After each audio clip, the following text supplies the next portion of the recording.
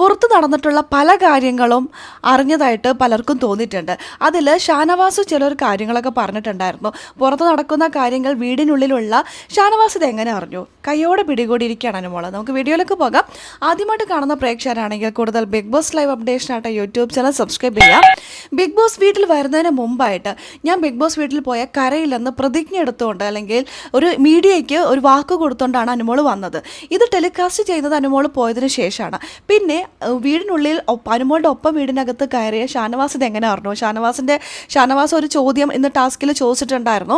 Task കഴിഞ്ഞതിന് ശേഷം അതേ ചോദ്യം തിരിച്ച് ചോദിച്ചുകൊണ്ട് അനുമോൾ എത്തിയിരിക്കുകയാണ്. ഷാനവാസ് അതിന് വ്യക്തമായൊരു മറുപടിയൊന്നും കൊടുക്കുന്നുണ്ടായിരുന്നില്ല. എന്നാൽ അനുമോൾക്ക് അത് മനസ്സിലായി, നിങ്ങളുടെ തമ്പുരാട്ടി പറഞ്ഞതാണോ എന്ന്. അതായത് ലക്ഷ്മിയാണോ പുറത്ത് നടക്കുന്ന ഈ കാര്യം പറഞ്ഞതെന്ന്. ലക്ഷ്മി വന്ന സമയത്ത് തന്നെ അനുമോളുടെ നേർക്ക് ഇങ്ങനൊരു ചോദ്യം ഉന്നയിച്ചിട്ടുണ്ടായിരുന്നു.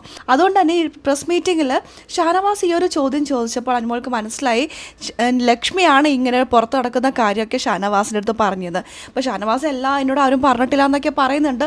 സത്യം ചെയ്യിപ്പിക്കാനൊക്കെ അനുമോൾ നോക്കുമ്പോൾ കള്ള സത്യമൊക്കെയാണ് ഇടുന്നത്.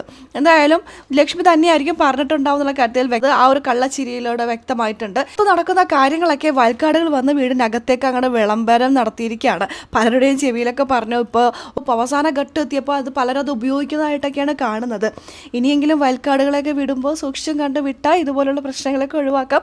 എന്തായാലും അനുമോളും ഷാനവാസ് ആയതുകൊണ്ട് തന്നെ അതൊരു ഫണ്ണായിട്ട് അത് അങ്ങോട്ട് തീർന്നു. അനുമോൾ അത് സത്യം ചെയ്യുന്നതും ഷാനവാസ് അതിനുള്ള മറുപടി കൊടുക്കുന്നതൊക്കെ വളരെ ഫണ്ണായിട്ടാണ് ലൈവിൽ ബിഗ് ബോസ് കാണിച്ചത്.